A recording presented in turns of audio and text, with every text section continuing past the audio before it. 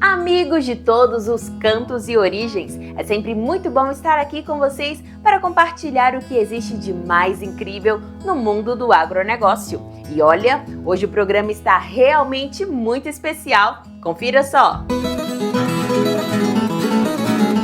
Como ter uma boa tropa de serviço na fazenda? Milho colorido é lindo e importante para o desenvolvimento da cultura. Trigo vai ganhando cada vez mais espaço no país. As 1001 utilidades da moringa. Começa agora o programa Revista Rural, a sua revista eletrônica do agronegócio.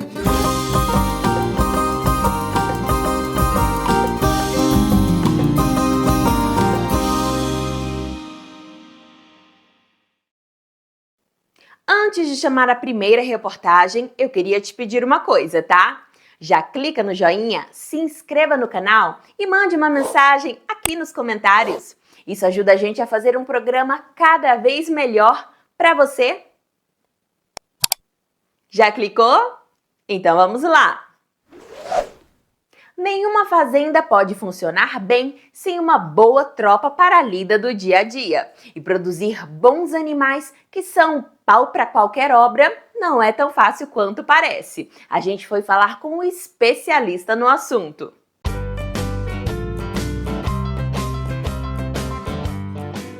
Dóceis, de genética apurada e muito bem tratados. Os animais de tropa são fundamentais na lida diária do produtor. Raça nacional, o jumento pega é um dos principais exemplos disso e tem um padrão aprimorado. É uma raça própria para animais para cavalgada e provas equestres, específica para isso. Uma raça muito boa, de porte grande. Ela produz, é um asinino, né, o jumento, mas ele produz muar cruzando com o equino de grande porte. Nós temos uma linhagem aqui que já é melhorada geneticamente para andamento, no caso. Animais macios para cavalgada e provas equestres. Mas nós utilizamos nossos animais também em cruzamentos com raças específicas de equinos de manejo de gado, tipo crioulo ou quarto de milha, para obter mulas também para manejo de gado de corte ou gado de leite. Questão, Rubens, da preservação dessa riqueza genética que ele tem. Como que está isso hoje no Brasil? Hoje no Brasil está muito aprimorado, tem associação específica dos produtores de jumento pega e há um trabalho muito grande e cada vez melhores animais têm sido produzidos no mercado, cada vez melhor. A diferença no decorrer de pouco tempo assim, de evolução tem sido enorme. No olhar aqui presente, quais são as principais características de morfologia que a gente pode observar e saber que é um pega? O pega ele tem essa linha aqui no dorso dele, chama-se a cruz aqui, nessa linha aqui, é a linha do jumento pega. A estatura também, quando um técnico vem para fazer o registro dele definitivo, é visto a estatura, tem uma estatura mínima do jumento também, essas orelhas pronunciadas também, e essa morfologia, assim, ela é esguia, assim, o animal é bem equilibrado, assim, na sua característica física, do seu corpo. De mercado aquecido, os produtores negociam o pega de acordo com sua aptidão genética. É um mercado bastante aquecido para esse cruzamento com os equinos, mas também há os cruzamentos entre os assininos para se produzir cada vez melhores reprodutores também, machos e fêmeas. Rubens, uma coisa que é sempre muito importante em qualquer tipo de criação é o bem-estar animal, né? Aqui no sítio, como que é o dia a dia do trato, quais são os principais cuidados para você ter o melhor desenvolvimento genético, morfológico do teu animal? Então, ele, como é um reprodutor, ele come uma ração balanceada. Nós fabricamos a nossa ração aqui no sítio mesmo. O nosso trato é um trato verde. O trato verde ele tem bastante microelementos também, muito importante, e uma mineralização. É feito esse trato alimentar. Esse aqui especificamente está numa baia, tem uma cama, mas ele é solto também para se exercitar diariamente. Esse manejo é um manejo padrão que nós temos aqui no sítio.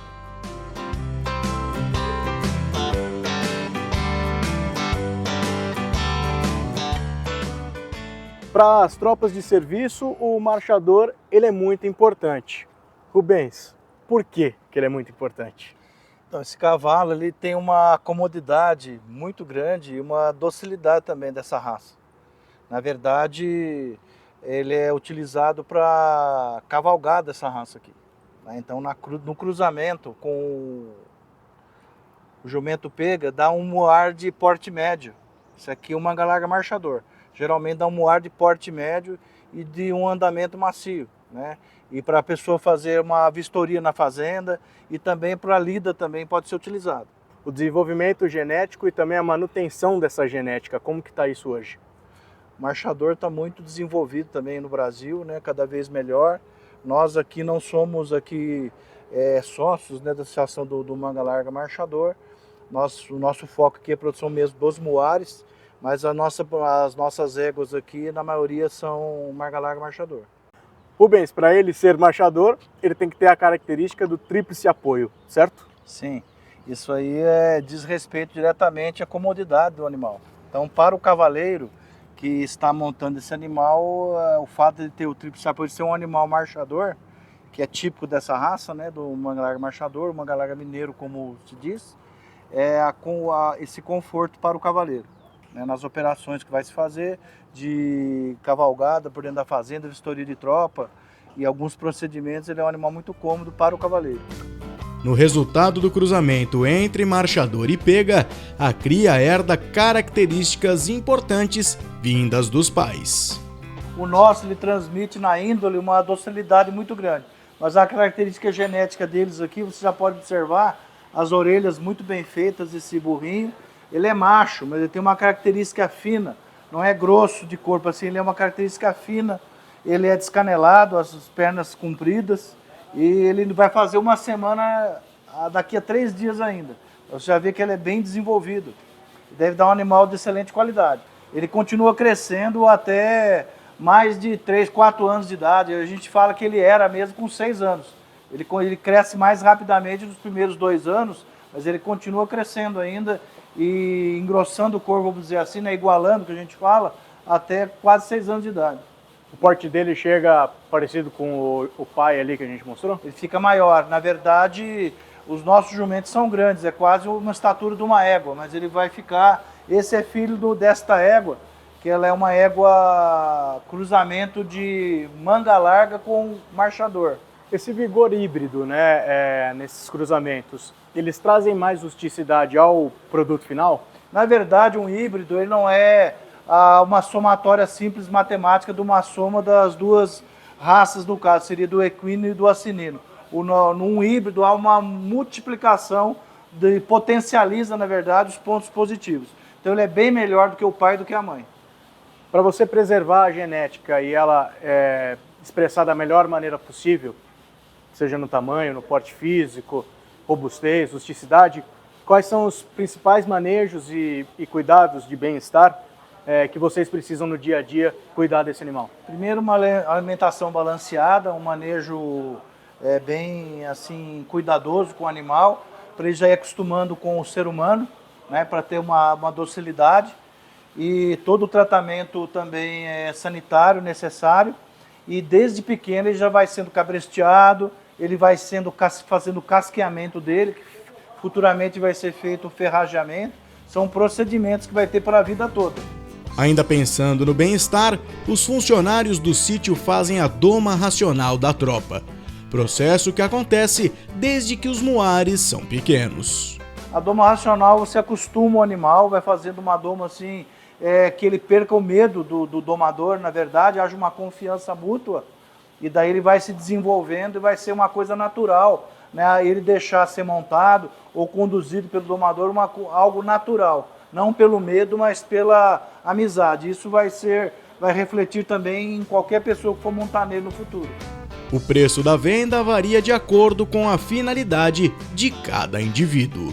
Existe um animal, por exemplo, vai trabalhar com tração animal, pode iniciar o preço dele com 2, 3 mil reais, 5 mil reais, né? Algum animal excelente. Se for um super burro que faz os cruzamentos com as raças Percheron, por exemplo, aí pode valer uma faixa de 10 a 15 mil um animal desse, né, para tração pesada. Mas os animais de patrão que nós falamos, né, e para prova, são muito mais valorizados. Daí você tem mula aí de 8, 10 mil reais, 15, mas as nossas aqui domada, o nível de preço já é na faixa dos 20 a 25 mil reais recém-domada. Tem mula aqui de prova de marcha iniciando na faixa de 40 mil. E se começar a ganhar prova, pode valer bem mais que isso.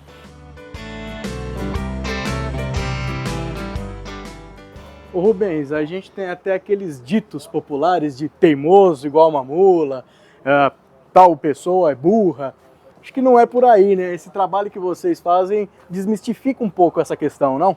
Sim, o muar é um animal muito inteligente, ele percebe, tem uma percepção muito grande, muitas vezes ele salva o cavaleiro dos perigos, ele evita os problemas, é um animal inteligentíssimo.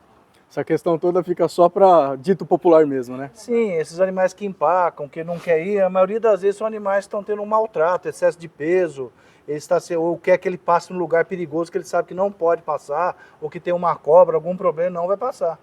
Ele empaca por isso, não é porque ele é ruim muitas vezes. É raro o animal que tem também essa questão, mas é raro. A maioria das vezes o certo é ele. Além da questão dos animais, desse desenvolvimento genético, o Rubens também faz um trabalho de preservação da tradição rural, chamado Antigo e Rústico. O que é isso? Sim, nós temos um trabalho que denominamos aqui o Sítio Hipeducal junto com o Antigo e Rústico. A preservação das tradições.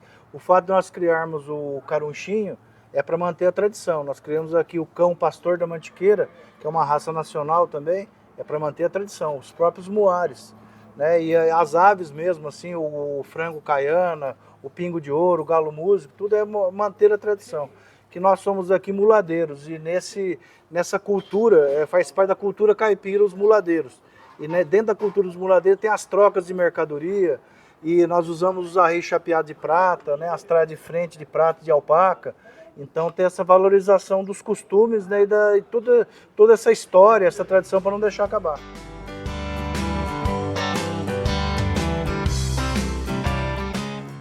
Olha, aquele pequenininho de mais ou menos 4 dias que nós olhamos, vai chegar nesse porte aqui, ó. Esse é um animal de 4 anos. Aqui está o Iago, que é treinador aqui do Sítio IP. Iago, qual que é teu dia a dia? Como é a tua lida no dia a dia com esses animais? Aqui a gente levanta todo dia por volta das 6 da manhã, sobe, dá uma conferida em todos os bichos nas baias, e vamos começar a treinar os bichos. Tiro da baia, escovo, treino, volto, lavo, solto eles para dar uma relaxada no piquete. E ao fim da tarde a gente recolhe, lava e põe na cocheira para descansar. Para estar iniciando o treinamento do outro dia, né? Como que começou na tua vida essa coisa de lidar com os animais até você virar treinador? A gente desde criança gostou. Meus tios tinham cavalos soltos na fazenda, né? E com 5 anos de idade a gente já ia pegar pra gente andar e foi tendo incentivo dos mais velhos, né? Pra estar tomando esse gosto, né? E foi abrindo as portas, fazendo curso e aperfeiçoando para chegar até onde a gente chegou hoje, né? Ele é um burro com 1 ano de doma, já está pronto, um burro que já está no freio, servindo para qualquer cavaleiro montar. A gente aqui preserva bastante um animal ficar parado para a gente estar montando.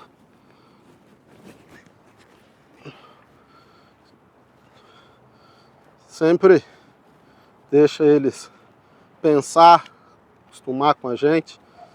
Sempre sai a passo fazendo um aquecimento.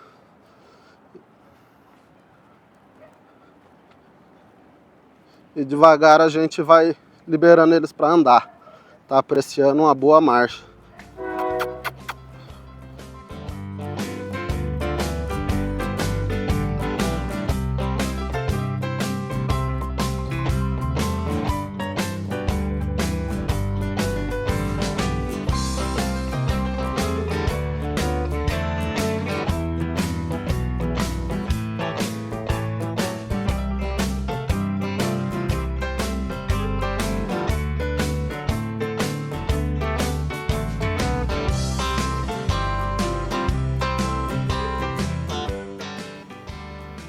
Fala pra mim, Iago, é gostoso demais lidar com esse tipo de animal? É uma satisfação enorme pra gente que a gente é um apaixonado por esses bichos, né?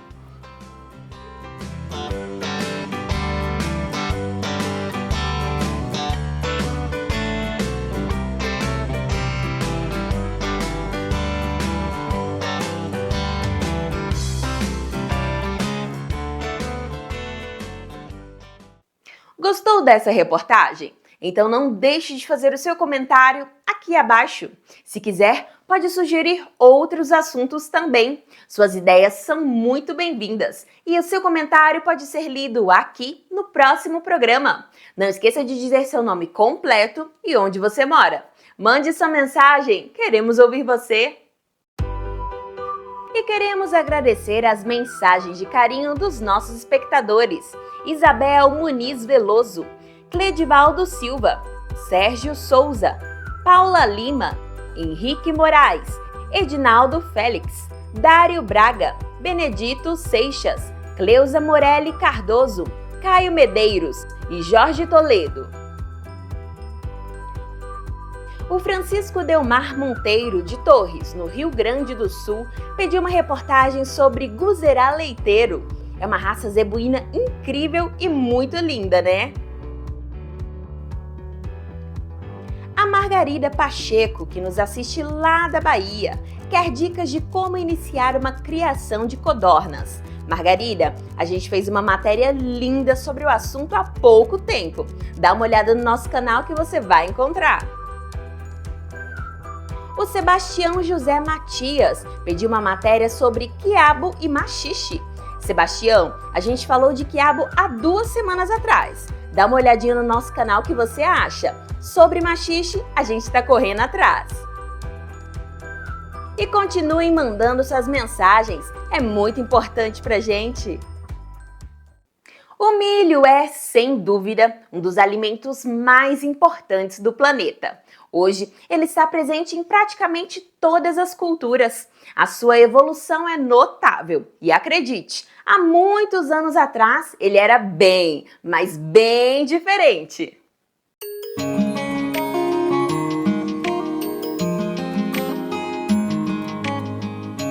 Quando a gente pensa em milho, vem sempre aquela imagem de uma espiga robusta, amarelinha, não é mesmo?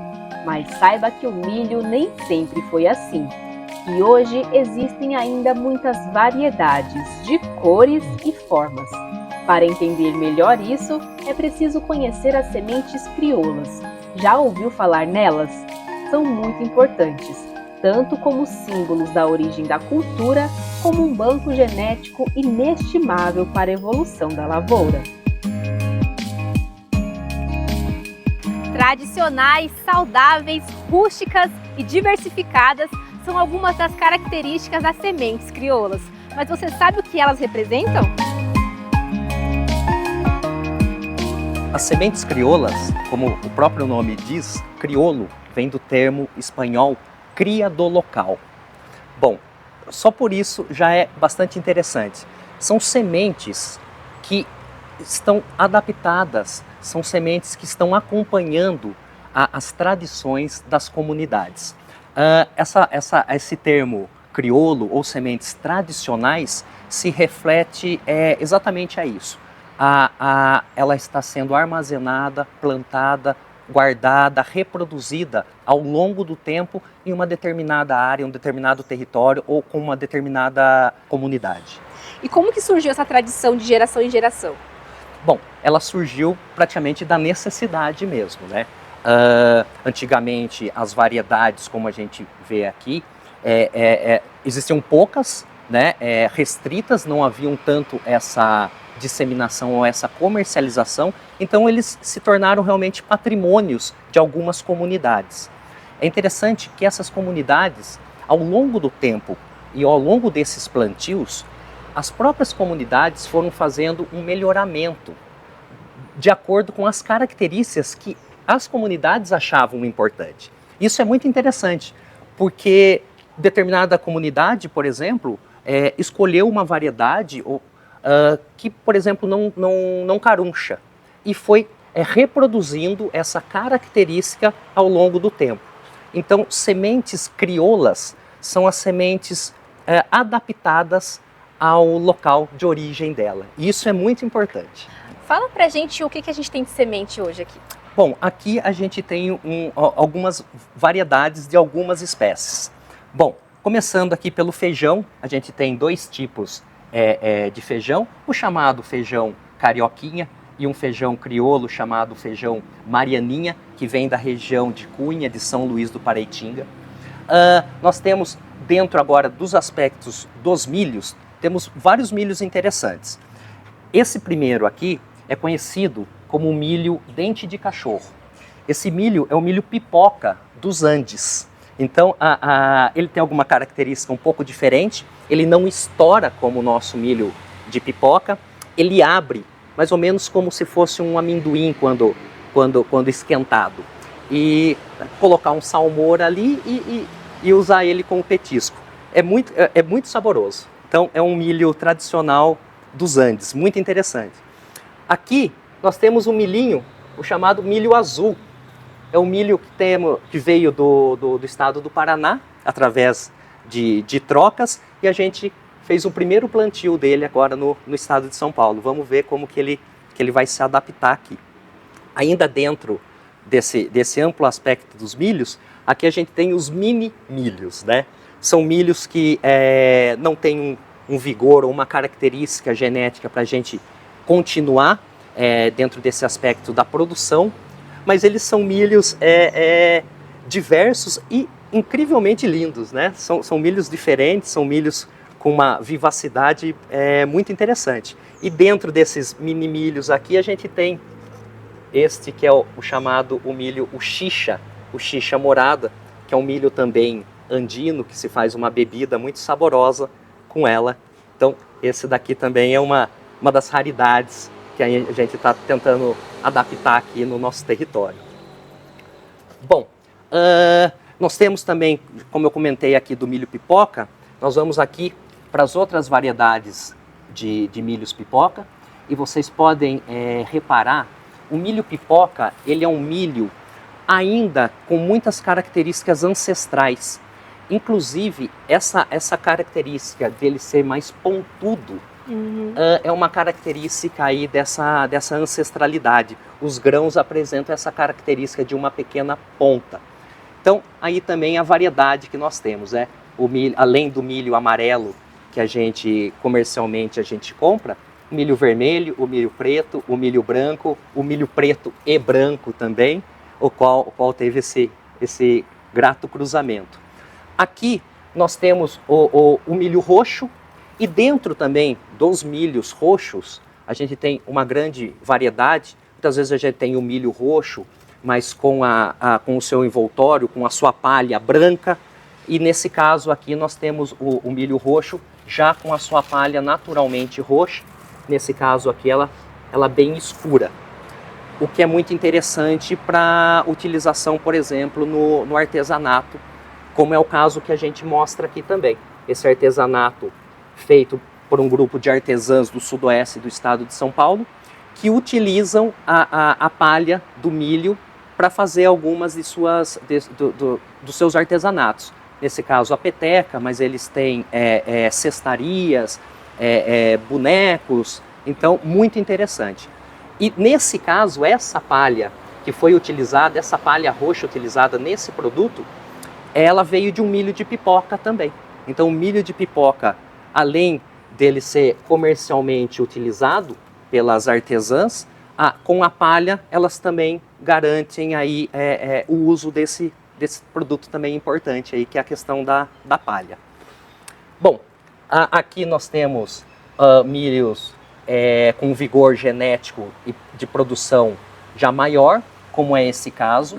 Esse caso é um milho produzido no município de São Pedro, pelo produtor do seu Aguinaldo, que há 40 anos vem plantando essa mesma espécie na área dele. Então a gente pode falar que não existe milho melhor para o município de São Pedro do que o milho do seu Aguinaldo, com esse vigor incrível. Bom, o milho branco também, que também o milho branco a gente já temos algumas variedades comerciais que trabalham com o milho branco para diversos usos, mas principalmente para o uso culinário. E esse milho agora é o milho do gema de vidro. Esse milho colorido aqui é o que muitas vezes a gente vê na internet e é até comercializado como gema de vidro, que é uma variedade norte-americana, mas nós temos a nossa versão aqui no Brasil e aqui no estado de São Paulo. Esse é um milho ancestral, chamado de milho Avati, o Avati Etei. É um milho de origem guarani. E esse milho tem uma importância muito grande na questão cultural, né? As comunidades indígenas muitas vezes dependem desse material aqui para fazer os seus rituais. Então a gente traz um pouco essa questão das sementes crioulas, que são sementes voltadas, que trabalham muito a parte da cultura dentro da agricultura, né? A gente comentou também a questão do milho pipoca. Milho pipoca também muito utilizado em diversos rituais religiosos. E também a questão do milho crioulo, ele é muito ligado à questão da religiosidade, das festas juninas. Então existem muitas questões que envolvem isso. O pessoal planta o milho no dia de São José, para colher no dia de São Pedro, que são os 4 meses do milho verde, para a gente ter na festa junina. E algumas regiões do estado de São Paulo, alguns produtores que plantam os milhos, normalmente para o seu uso, para alimentação animal ou alimentação humana, também fazem o plantio do que eles chamam o milho dos santos. E esse milho ele vai ser colhido na época das festas juninas, geralmente de forma comunitária, e ele vai ser preparado no fundo da igreja para as comemorações juninas. Então é muito importante essa questão dos milhos e das sementes crioulas com essa relação com a cultura dentro da agricultura. Dentro desse contexto, qual o papel dos guardiões e como a CAT também se envolve nessa questão? Bom, falar de sementes crioulas sem falar de guardiões, a gente não falou. As sementes crioulas dependem dos guardiões de sementes. Os guardiões de sementes e as guardiãs são peças fundamentais nesse processo. E é interessante, ainda no estado de São Paulo, nós estamos caminhando na questão das sementes crioulas. O estado de São Paulo está entre 2 potências, Minas Gerais e o Paraná, que já trabalham muito a questão das sementes crioulas, já de forma comercial. O nosso momento no estado de São Paulo é de levantamento da onde estão esses guardiões e guardiãs, onde estão esses campos produtivos de sementes crioulas, e a partir disso a gente começar a traçar a rede e pensar nas políticas públicas voltadas para esses produtores a nível estadual. Conhecido como o maior guardião de sementes crioulas do estado de São Paulo, José Luiz é referência em valorização da biodiversidade. Eu sou filho de agricultor, né, e faz um pouco mais de meio século que eu sou agricultor familiar, né, há 55 anos, eu tinha 5 anos de idade nessa época, ajudando meu pai a fazer a seleção das sementes para o plantio, e a partir daí eu comecei a me interessar, e minha família é de 6 irmãos, né, eu e mais 5. E dos 5 irmãos que eu tenho, só eu fiquei na roça. Eu acho que eu sou um grande guardião de sementes crioulas. Por quê? Porque lá no meu sítio, em Paulicéia, no meu lote de terra lá, eu construí um santuário. Por que um santuário? Porque lá eu considero um lugar santo, porque lá não vive só eu. Além da minha família, né? Hoje eu sou sozinho porque a minha esposa faleceu, eu tenho 2 anos, mas aí tem meus filhos que moram lá comigo. E lá no meu sítio, quando eu peguei em 2004, não existia vida lá, praticamente era só capim. E aí, a partir de quando eu comecei a construir o meu projeto de desenvolvimento lá no sítio, hoje, além de ser guardião de sementes, eu guardo outras espécies de árvores, de plantas medicinais. E uma coisa muito interessante, hoje lá vive também, eu já fiz uma catalogação de 40 espécies de animais, de pássaros e animais silvestres que moram lá na minha propriedade, né? E eu, praticamente dentro da minha propriedade, eu sou guardião de aproximadamente 150 variedades de espécies de sementes crioulas. E nessas minhas andanças eu consegui recuperar a primeira semente de milho que existiu na face da terra. Ela existiu há 7.300 anos lá no Golfo do México. E foi uma tribo indígena que adquiriu essa primeira semente. E na época era um dos principais alimentos, né? Que aqui está o milho, que é o milho teossinto. Na época esse milho não dava espiga, inclusive hoje ele não produz espiga, né, esse milho. E a partir do longo desses últimos 7.000 anos, 7.300 anos, ele foi fazendo uma modificação natural. E chegando hoje as espigas, né? Hoje é o ponto final, né? Assim, não sei se é o final, mas ao longo desses 7.000 anos ela chegou nesse patamar aqui de produzir essas espigas de milho, que hoje é conhecido em todo o planeta, né? Em todo o mundo, né? Mas todas as sementes de milho, elas foram originárias aqui da América Latina, né? Inclusive aqui no Brasil, né? Ela nasceu no México e chegou até aqui no Brasil. Então, para o senhor, o que significa ser um guardião? Qual a importância disso? eu tenho uma inspiração minha bíblica, né? Eu tenho uma inspiração bíblica, porque há alguns milhares de anos atrás existia uma pessoa chamada José do Egito e ele conseguiu salvar todas as nações com alimentos, né? E que ele guardou nos silos. Então, essa inspiração eu trouxe para mim. E aí eu quis fazer isso daí, não é nem tanto por ganhar dinheiro. Hoje eu ganho um pouquinho de dinheiro com a produção de sementes crioulas, mas eu tenho orgulho de ser guardião e de preservar essas sementes para outras comunidades, outras pessoas, que eu não sei quando que vai durar isso, mas eu tenho prazer e orgulho de guardar e de apresentar e de fornecer nos projetos que me procuram para poder ajudar e contribuir nesse desenvolvimento.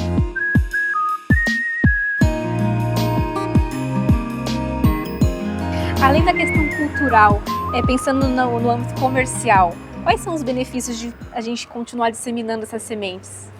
Bom, principalmente é a questão da biodiversidade. Quando a gente fala de sementes crioulas, são sementes que são variedades. E o que isso significa, sementes variedades? Essa palavra variedade se reflete a variabilidade. Por exemplo, um pendão de milho tem cerca de 25 milhões de grãos de pólen. Então você imagina toda essa quantidade de grão polinizando outras plantas, né? Que no caso do milho, a polinização cruzada. Então a chance de termos uma grande variabilidade das sementes é muito grande, né? É demonstrada nas inúmeras formas que nós temos aqui. E sementes variedades, a característica principal dela, e isso é importante para o agricultor familiar e para o guardião de semente, é que elas podem ser plantadas, colhidas, secadas, armazenadas e replantadas, dando de certa forma uma liberdade para o produtor. Então o produtor tem a própria semente, como é o caso do seu Aguinaldo, que há 40 anos tem a sua própria variedade, a variedade do seu Aguinaldo. Do seu ponto de vista, na questão comercial, a gente vai no mercado e a gente vê o milho amarelo, né? Mas será que se a gente tivesse a diversidade de cores que a gente tem aqui, não seria mais atrativo? Hoje temos já algumas poucas experiências trabalhando com milhos mais diversos.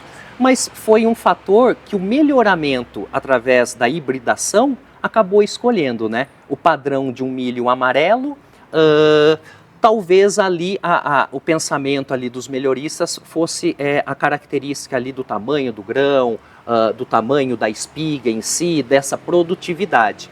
E não foi a característica dessa variabilidade que foi selecionada. Então, a questão das sementes crioulas, principalmente do milho crioulo, traz essa abertura, né?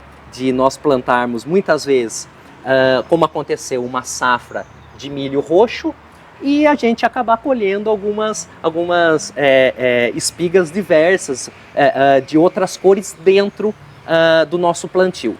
No primeiro momento a gente até imaginou que pudesse ter havido algum tipo de cruzamento, testamos para a questão da transgenia e não houve. É realmente a grande variabilidade que essas sementes apresentam. Variabilidade no tamanho, na cor e também nos nutrientes que neles contém. A gente pode considerar que a alta produção pode ser um risco para sementes crioulas? Na verdade, o que a gente deve considerar é o problema da contaminação dessas variedades por variedades transgênicas. O milho ele tem geralmente uma época de plantio, então acaba dificultando muito os campos de sementes crioulas. Não raramente a gente encontra essa questão de um cruzamento de milhos transgênicos em nosso material. A partir disso, é muito importante a repetição e as testagens dos nossos materiais. A gente está sempre fazendo isso. Em feiras de sementes, quando o pessoal troca, a gente tem sempre pego algumas amostras e testados para ver se não teve essa contaminação. Hoje, o grande problema, o aumento das nossas áreas, é esse fator limitante com a contaminação, principalmente pelo material transgênico. Se a gente pudesse fazer um balanço aí entre os benefícios, tanto para o produtor como para o consumidor, qual seria a relação do milho crioulo para o milho comercial, de alta produção?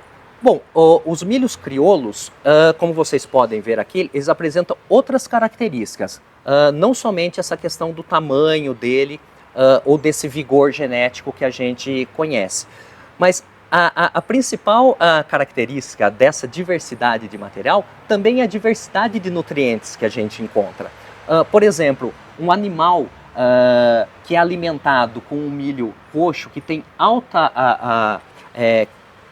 concentração de beta-caroteno, por exemplo, vai refletir numa gema de um ovo um pouco mais avermelhada também e com mais nutrientes também. Então, quando a gente se alimenta do material crioulo, seja ele o milho, feijão e outros, o amendoim, a gente está se alimentando também com uma variedade de nutrientes também. É muito importante que a gente tenha essa variedade de alimentos no nosso dia a dia também. Da alimentação à decoração, os milhos crioulos demonstram sua importância socioeconômica. Conta pra gente como que você ingressou nesse ramo aí de artesanato. Então, desde criança, né, eu cresci vendo meu pai plantar os milho. Ele sempre plantava os milho crioulo. Aí eu cresci na roça, né, e ao mesmo tempo ele fazia também o artesanato para o uso de casa, né. Aí ele fazia os trançados, os cestos. E aí eu cresci do lado vendo ele plantar os milho e fazer os trançados com a palha. Em 2000, no ano 2000, né, aí depois de ter feito muitos outros tipos de trabalho de pedreiro, de fazer carga, de tudo, já tinha feito na vida. Falei assim, bom, eu vou fazer uma coisa que eu sei e é leve para mim, né? Aí fui e comecei a trabalhar com a palha. Aí tinha assim um lugar onde as mulheres se reuniam em Guapiara e eu comecei a reunir com elas. Aí eu fui ensinando também, né, porque eu sabia, aí eu fui passando para elas o trançado, né, e aí a gente, em 2012, a gente criou uma associação de mulheres. Aí a gente formava um grupo de mulheres, ia para a roça, plantava um milho, aí depois escolhia, selecionava as palhas, as sementes para plantar no ano seguinte e fazia os artesanatos com a palha. E aqui a gente tem um trabalho hoje que é campeão, né? Isso, essa Nanã, ela foi vencedora, né, de um prêmio no Recife em 2021 e ela é cor natural da palha do milho crioulo e os amarelinhos assim da decoração eu colori com açafrão.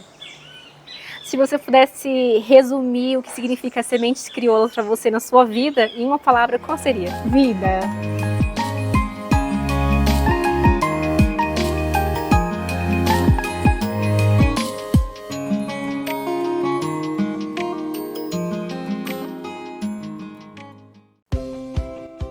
Você que está assistindo o nosso programa através do YouTube, queria te pedir uma coisa. Clica no joinha, se inscreva no canal e deixe uma mensagem aqui nos comentários. Isso nos ajuda muito a produzir um programa cada vez melhor e mais interessante, tudo especialmente para você.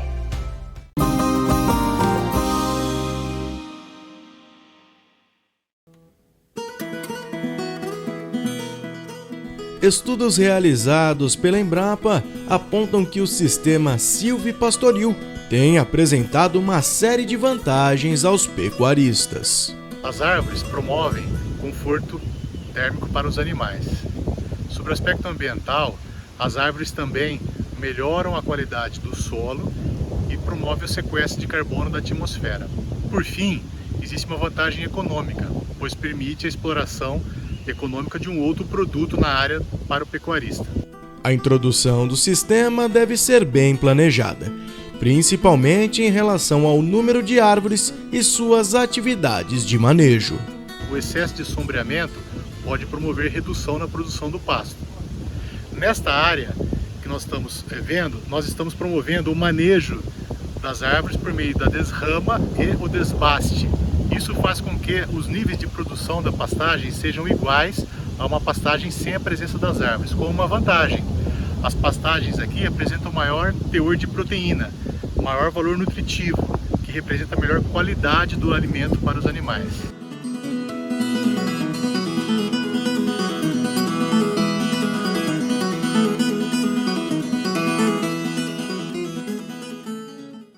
A produção de trigo vai a cada ano ganhando mais expressão. Os produtores e a indústria em torno da cultura têm planos ambiciosos para o futuro.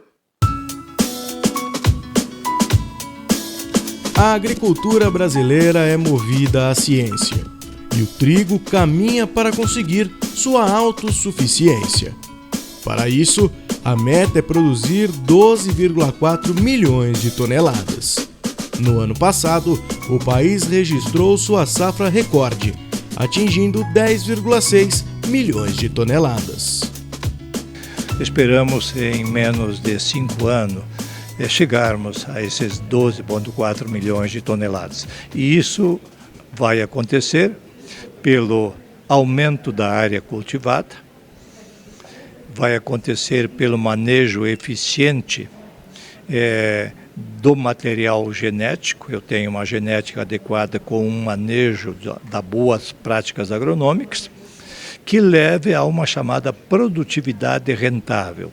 Se o produtor não tiver renda, não lucrar, não avança este processo. Então, o ambiente negocial nos fez sair de 2019 de 2,2 milhões de hectares cultivados, agora para chegarmos aí a 3,45 milhões de hectares. Então, nós colocamos 1.100.000 hectares a mais de área, e isso nos permitiu sair de 5,2 milhões de toneladas de trigo para 10,6 milhões de toneladas em 3 anos seguidos. Os números realmente chamam a atenção. Em 1977, o Brasil produziu 655 quilos de trigo por hectare. Já em 2022, o total foi de 3.400 quilos por hectare. Como se conseguiu isto? Pelo melhoramento genético, com plantas mais resistentes a doenças. Por exemplo, a ferrugem era um sério problema na década de 1940, e daí o trigo Frontana veio colocar resistência, veio colocar também a tolerância ou a resistência à germinação do trigo na espiga com as chuvas. Então, todas essas questões foram melhorando. As manchas foliares começaram a acontecer, eu lembro, na década de 1980, começou o advento de fazer o tratamento das lavouras com fungicidas, porque as ferrugens e as manchas ofendiam a boa produtividade e a qualidade. Então, essas questões, pelo melhoramento genético, agora também combinado com a biotecnologia, estão sendo implementadas tolerâncias e resistências às enfermidades que ofendem o ponto de vista da cultura. Nós temos também o manejo das plantas daninhas, mas nós também colocamos os fatores promotores da produção, como a dose adequada do fertilizante na mesma proporção, as coberturas nitrogenadas e uma estatura de planta que consiga suportar grandes cargas. Nós temos o recorde mundial de trigo por hectare por dia, 80,9 kg por hectare por dia com o BRS 264, obtido em Cristalina, Goiás, no dia 14 de setembro de 2021.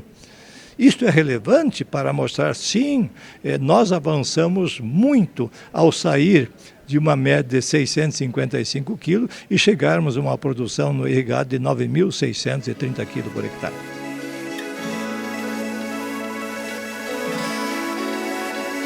Toda essa crescente no setor também acaba refletindo na qualidade do trigo e de seus produtos derivados, tornando o país mais competitivo no cenário global.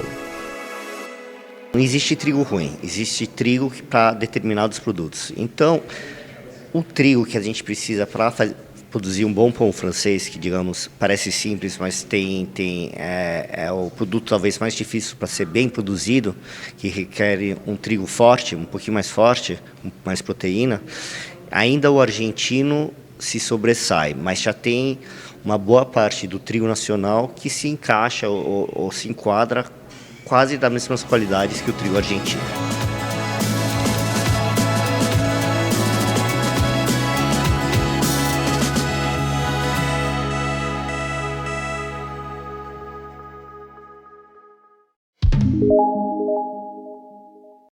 Olá, eu sou a Tainá Cipos, líder de marketing para cana-de-açúcar da Corteva.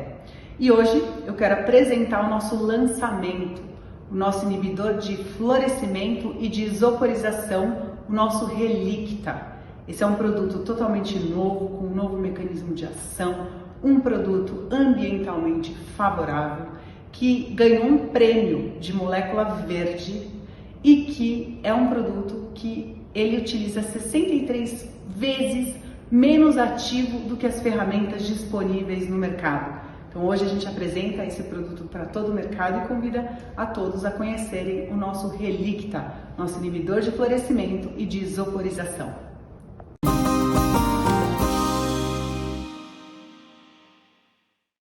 Você conhece a moringa?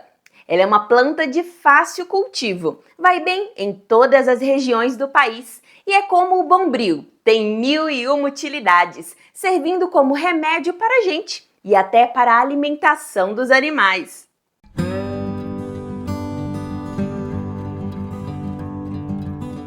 Uma espécie com múltiplas finalidades e que está presente em todo o bioma brasileiro. Essa é a moringa, árvore resistente à seca, que tem rápido crescimento, além de propriedades medicinais.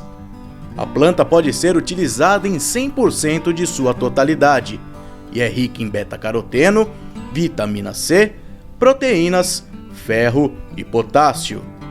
Além disso, suas raízes servem como alimento, as sementes produzem óleo e, quando trituradas, são usadas para tratamento de água. É uma planta muito nutritiva, ela serve para a alimentação humana, é um alimento funcional, pois ela possui uma proteína rica em aminoácidos, ela tem praticamente todos os aminoácidos essenciais, né? A nossa nutrição. Tem várias vitaminas, por exemplo, ela tem 7 vezes mais vitamina C do que a laranja, ela fresca. Ela tem 4 vezes mais beta-caroteno do que a cenoura. Uma planta rica em minerais, como por exemplo, cálcio, ferro e zinco. E também tem vários antioxidantes. Além dessas propriedades para os humanos, a Embrapa tem desenvolvido pesquisas que apontam que a moringa também tem grande valor para a nutrição animal. Essa planta também se presta para alimentação animal, tanto para alimentação de ruminantes quanto para alimentação de não ruminantes. As vagens também são comestíveis, as vagens frescas, bem tenras, também são comestíveis, assim como as flores. Como dito, ela é uma planta apícola, porque ela produz flores durante boa parte do ano e ela tem grande potencial de produção de pólen e néctar. Fácil de ser plantada e resistente a pragas, ela atinge o ponto de corte para forragem em apenas 6 meses. Mesmo sendo um cultivo simples, por conta das hastes flexíveis que possui, os tratos são importantes para garantir produtividade. Essa é uma forma de manejar a moringa, onde a gente deixa essa planta atingir até 1,5 m de altura. Quando ela atinge 1,5 m, nós cortamos essa planta radicalmente e as brotações vão surgir a partir daqui. Então isso torna-se mais fácil a colheita dos ramos. No manejo tradicional, o produtor poda a planta quando ela está a cerca de 20 centímetros do solo. Dessa forma, ela rebrotará. A partir daí, basta fazer os cortes de acordo com sua destinação final. No caso do fornecimento para ruminantes, a gente aqui na região faz feno para vaca leiteira, a gente vai aproveitar isso tudo aqui. Ou seja, são os ramos com os talos verdes, os talos com menos de 1 centímetro de diâmetro, com espessura inferior a isso, a gente pode moer tudo isso daqui e fornecer. Porque isso aqui ainda vai estar com baixo teor de lignina, vai ser rico em celulose e as folhas ricas em proteína. Então isso aqui vai servir como um alimento de excelente qualidade para os ruminantes. No caso de galinhas, frangos, suínos, quer dizer, não ruminantes, a gente vai aproveitar isso daqui, ó. Os ramos com as folhas. Então só esses ramos primários e as folhas que a gente utiliza para alimentação de suínos e aves. Já quando falamos da alimentação humana, é necessário destalar os ramos. Tá vendo? Aqui ficaram apenas as folhas, onde está a maior concentração de vitaminas e proteínas. Esse material a gente vai atingir tranquilamente 25, 26% de proteína, com alto valor biológico.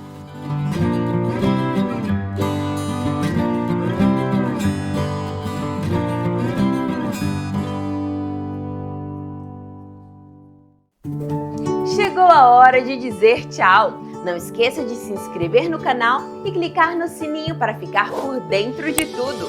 Uma ótima semana para você e até a próxima!